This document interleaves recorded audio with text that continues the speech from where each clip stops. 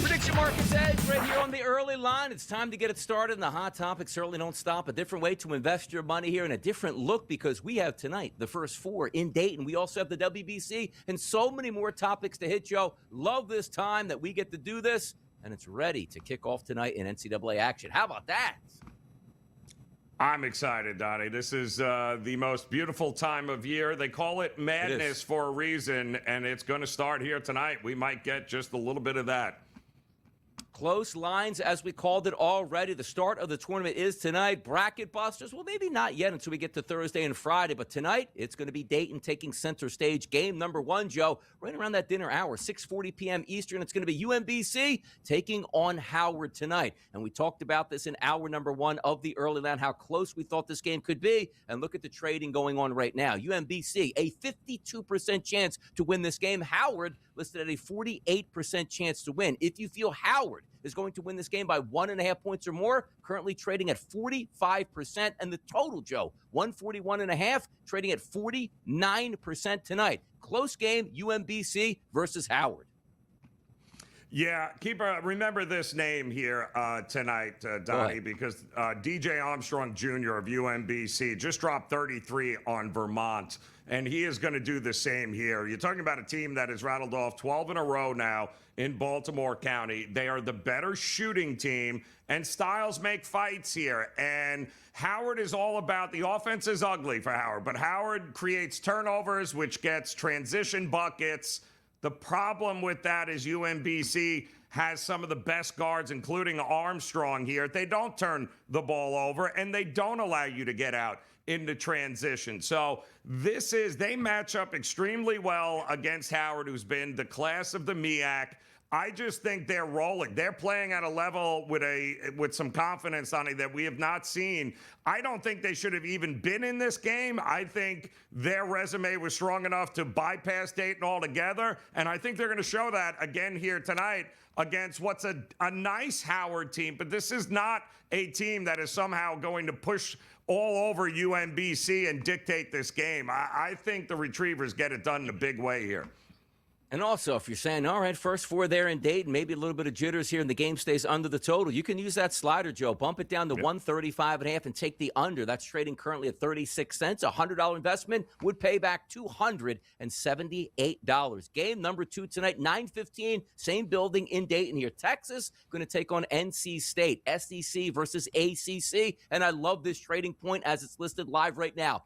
50% chance NC State, 50% chance Texas Longhorns here. If you want to bring the spread involved and say, you know what, I think Texas can win by 3.5 points, that's currently trading at 39% here. And the total, 157.5, also trading at 52% here, Joe. Two big teams here going into it. And again, market prices evenly split. They are, Donnie. And these two teams, even. Both of these teams, by the way, down the stretch in the regular season were horrific. Texas couldn't win a game to save themselves here. And North Carolina State, outside of beating Pittsburgh, not great for them either. And listen, it's all about live by the three, die by the three with Will Wade and North Carolina State. They did make it a little bit further in the ACC tournament. Meanwhile, Texas, who got bounced out early because they can't win a game, even Coach Sean Miller said this week, it gave us an opportunity to kind of just breathe, get away from each other, get away from the game. We came back. We've had a couple of great practices now, kind of rejuvenated everything. It's going to be a battle, but we mentioned it earlier. I don't understand the move to the under. These two teams play no defense, and if the threes are falling for both teams, this thing goes way over the total tonight. Going to be fun to watch, man. First four there always draws a lot of attention because they're centerpiece games. One game at 6:40, the other one there just in the 9 o'clock hour. And then we do it once again tomorrow on a Wednesday night. And you know Prediction Markets Edge here. We'll have you covered on those as well. But let's get to the NIT. There's other college basketball out there, Joe, outside of just the first four tonight. Davidson travels to take on Oklahoma State. Oklahoma State is the favorite, currently trading at a 75% chance to win this game. And, of course, Davidson as the underdog at 25%. So if you feel like they can pull off the upset, we're talking about Davidson here. A $100 investment, Joe, would pay back $400. A little bit more space in this game. Oklahoma State is the favorite tonight. Yeah, and as well they should be, because the key here is that with the NIT, these games are on the home court of the higher seed, and Oklahoma State is the number 2 seed in the NIT. They were just here a year ago, Coach Steve Lutz and company. They won a couple of games in there. They ended up losing to North Texas, but this is a team that lost one of their big men about a month ago, weren't quite the same, but they're the 9th fastest tempo team in the country. And that is a legit home court advantage here, the likes that Davidson doesn't exactly experience here. I think the tempo holds out. I don't think Davidson can slow down Oklahoma State. I think Oklahoma State wins this one going away. The Pokes here entering into it. Let's flip it over to the association tonight. Phoenix going to take on Minnesota. Devin Booker dropped 40 points in a loss last night against the Boston Celtics, but they're back on the court and they're back on the road here tonight. Minnesota is the favorite to win this game outright, Joe, trading at a 59% chance. Phoenix, of course, at the 41% number. If we look at spread in total in this game, Minnesota favored by 2.5 points, currently trading at 55%. And the total in this one, Joe, 21.5. Phoenix travels to Minnesota tonight.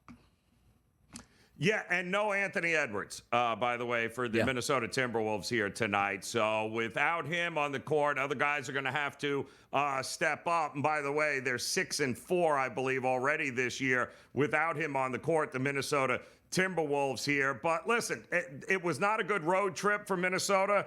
They lost a lot of games that they just didn't show up at. Now they don't have Anthony Edwards, but this is a tough spot for Phoenix coming off a very physical game against the Celtics last night.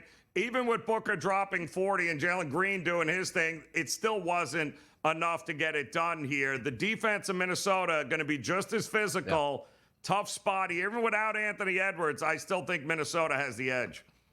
Taking a look at some of those points props, told you there that Devin Booker dropped 40 points last night. If he does play tonight, you can use that slider and take him at 30-plus points tonight. Joe, currently trading at 41 cents, which means a $100 investment pays back $2.44, 10 short of the points he had last night. Maybe he could be that go-to guy once again tonight. Let's head over to the WBC. The championship game is going to take place tonight, 8 p.m. Eastern in Miami, Florida. You take a look at this game here, and the U.S. is the favorite. Trading markets at a 71% chance to win this game and a 30% chance here for Venezuela. If you do think the U.S. wins and you want to invest, I should say $100 there, pays back $141. They're a heavy favorite tonight over Venezuela, Joe.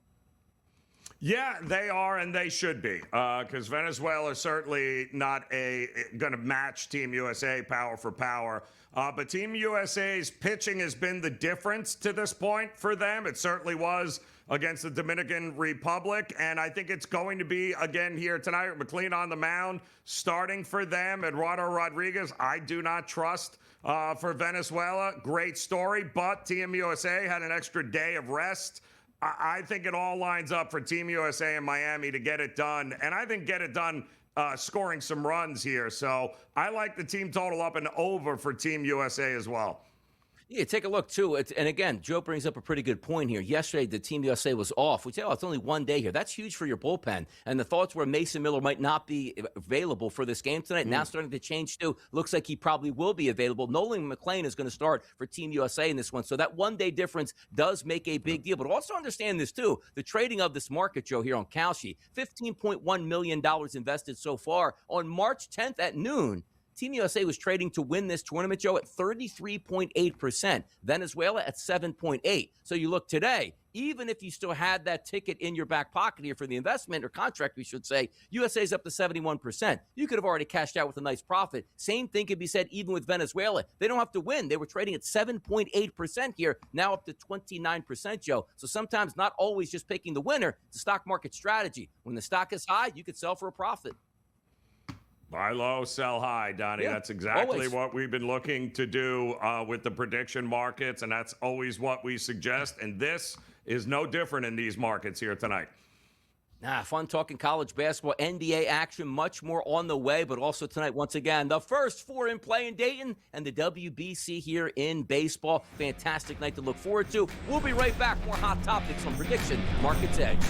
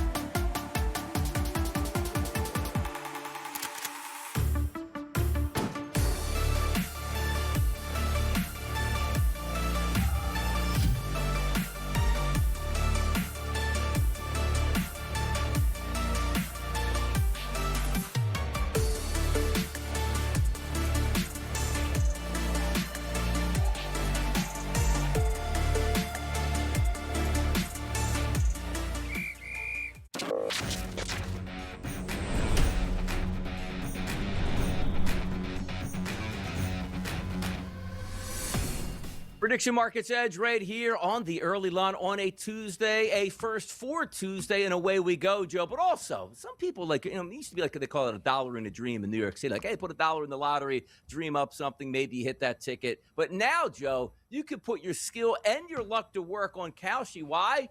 They're offering $1 billion here. If you can pick the perfect bracket, sounds easy, Joe. Just pick the perfect bracket, get $1 billion. You can do it, Joe, right? Yeah, I think the odds of actually doing that, Donnie, are about the same if you're expecting to hit the Powerball lottery 6 times in a year. I do not think that is going to happen. Although, listen, you got to be in it to win it, right? So why not? As long as you ain't breaking the bank, have some fun with it, Donnie. That's what we all do anyway. And I'm sure they won't have this, Joe, but what happens, let's just say, if we still have that stock market strategy where through the first 2 days you are perfect and your stock price rises? Can you opt out and say, I'll just take the $50 million now so you don't have to pay me out later? Could be a fun advantage to have. But again, $1 billion bracket sounds fantastic until you realize at 12:55 day number one of your teams is getting smoked, and you're already out at this point here. It always happens. Trust me. You'll see the first.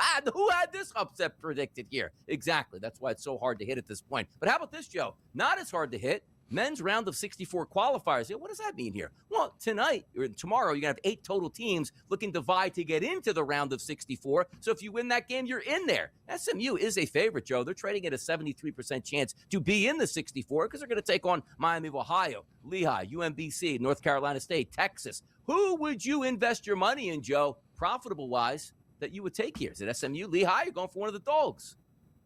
Yeah, I like Lehigh a lot in that spot, Donnie, in their matchup there. Lehigh, very underrated team here, and I think they absolutely win and they advance. But you're seeing what I'm seeing, right? I mean, Look at Miami of Ohio. Sitting there right now with what, a 20-some-odd cent opportunity to beat SM. I don't know why we think SMU is some sort of powerhouse here. Every time they played anybody with a pulse, they tend to get boat raced there and can't get it done. Miami of Ohio trading right now at a pretty decent price, Donnie. Might be worth taking a look at here if you think they can pull off the outright upset, even though they're getting what? 7.5 points, maybe even more by now, Donnie. $100 investment on Miami of Ohio to win that basketball game and advance into the field of 64 pays back $358. Here's a good one here. In the NBA, we see quite often now the triple-double market. Like, hey, Luka Doncic could get that. LeBron James, maybe somebody else. Men's college basketball tournament triple-double opened up here, Joe, to start, and that was on March the 13th, so just a couple days ago. 27% chance. It looks like oil prices out there, Joe. Take a look what the hammer got dropped on March 15th at 2 a.m., went down to 16%. We follow ourselves all the way through, and now we're sitting once again here, Joe, at what? 16% at the low marker. Will we get a triple-double, Joe, in the college basketball tournament? Yeah, no, Donnie. A lot of games, though, Joe. I mean, that is incredibly difficult, Donnie, to do, especially given the fact that, listen, it's a marathon. It's not a sprint here, right? Yeah. Most teams, if you're blowing somebody out to the point where you can actually rack up those kinds of stats, chances are you're being sat with about 7 minutes, 5 minutes to go in a game. They are not allowing you to leave it all out in a game that you are already well in hand. So, and the only teams that have guys that can do this right now, you know who they are. They're on the number 1 teams, and the rotations and the depth just don't allow for triple doubles right now. By the way, these markets are so much fun to watch because you see like the cratering effect here, and that's going to bring us up to our next topic here on Polymarket. How about this? 1 seed to get knocked out before the round of 16. If you read that fast, like, oh, no. A 1 seed's not going to get knocked out by a 16 seed. That's not what they're asking. It's a 1 seed to get knocked out before they actually make the Sweet 16, which means they win their first game, they win their second game, then they find themselves out there in the round of 16, but they're already out before they got there, Joe. Opening up at around a 49% chance. Then you go over and take a look at March 15th, down to 22%, rising once again. We see now at a 42% chance for that to happen. Look, you win your first game, they're all going to do that. That round of 32, that's a legitimate basketball team waiting for that number 1 seed, Joe. How do we feel about this market? Yeah, this is tough, Donnie, because I think this year is so chalky. And I don't think anybody's taken out the 1 seeds in the round of 32 or 64. Although we told you, usually the trend is that these teams who win these play-in games, they often go in and bounce somebody out in the round of 64. They usually end up winning the next game. So there's at least one every year. Well, you got a bunch of those teams that are going to be playing number 1 seeds like Michigan, for instance. But I don't see it happening this year. I think it's too top heavy. I would go no in this spot here, Donnie. I think there's more value on that side than hoping for the upset. How about on the Kalshi Marketplace here? Seed to win the men's college basketball championship. There's an interesting caveat in this one, Joe. Number 1 seed, of course, always going to be the favorite, currently trading at a 68% chance. Number 2 seed, Joe, to win it all, 17% chance. Number 3 seed at 8%, and then the number 4 seed's at 4%. So, okay, it's going to keep going lower. Wait a second here. 5 through 8 bounces back up to 6%. Why? That's the St. John's Red Storm effect right there, where a lot of people were betting them to possibly win the championship. But as you picked out, Joe, it's real chalky, and rightfully so. 68% chance for the number 1 seed to take down the Nets. Yes, and you can, at that price, Donnie, I would certainly invest in that market. But the number 2 seeds are also fascinating here. And I don't think you can look much past an 8 seed, Donnie, because I don't think we've had that forever. But, you know, I keep going back to Houston being in that part of the bracket where, you know, the Sweet 16, Elite 8, Elite 8 and beyond is in Houston. So kind of a home court advantage. I'd hit a couple of different markets there. It's not guaranteed that it's going to be a number 1 seed winning it all. How about the NCAA championship conference here? Let's just say like the Duke Blue Devils out of the ACC. You can get them at a 16% chance right now on Polymarket, Joe. $100 investment pays back $408. But here's what I'm not understanding here, Joe. The Ivy League, which is obviously Penn here, is currently trading at 84%. So a $100 investment would pay back $118 on the Ivy. What is that about? The no is at a 0. So these markets do have to adjust themselves because nobody's going to take the Ivy League at 84% when you can get the ACC, Joe, somewhere in the teens. Yeah, no, not going to happen there, Donnie. So I think the market is telling you everything you need to know here, is it not? So why argue with it at this point, Donnie? It makes no sense. Just lay the contracts out there, people. Yeah, I'd rather have Duke than, let's just say, the University of Penn winning it all. Sometimes those decisions are made for just yourself here. More topics on the way, more fun to be had. It's Prediction Markets Edge right here on the Early Line. It's Joe and Donnie. We'll be back after this short break.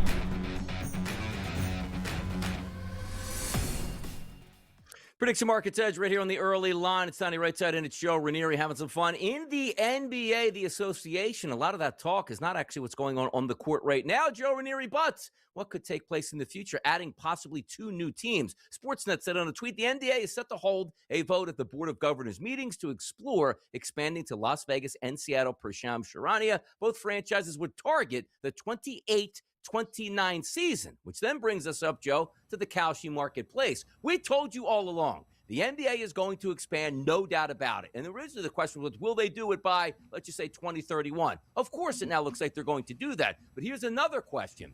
Which one of these teams actually be ready to go, and what year will they be ready to go? Seattle team plays a game before 2030, currently trading at an 84% chance. That's money in the bank to me, Joe. I would invest $100 in that wager. It pays back $121. Oh, no, only $21. That's money in the bank. It's just a matter of, do you want to tie up your money from 2026 all the way out to possibly 2029 or so, Joe? Yeah, and I do not, Donnie, because I'd rather invest in the S&P and make twice as much as that year after year. So this is one of those where let it play out. You're good to go. I don't think, is there a chance, Donnie, that it doesn't happen? I don't think so, because I think this deal has already been cut. And I think this was, again, we're just in the formality stages right now and bringing everyone in. But this has been the plan all along. And again, they can't make any money if they wait until 2030 to start playing games. They need to make money sooner.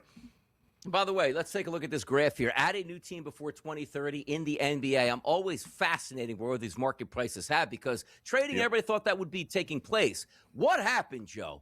On January the 30th, 2026 at 12 a.m., which dropped this down to 31%, and then immediately, a day later, spikes right back up to a 96.5% chance and currently trading at around an 89.5% chance. 1,000% a new team is going to be added before 2030, and that's what's going to take place. And also understand this. That's just a new team added by 2030. That's not even playing, Joe. Of course that's going to happen, but again, the question comes in, as we pointed out, well, okay, if you want to invest and say a team's going to be there by 2030, you make $3 back, and you might have to hold that for 4 years, Joe.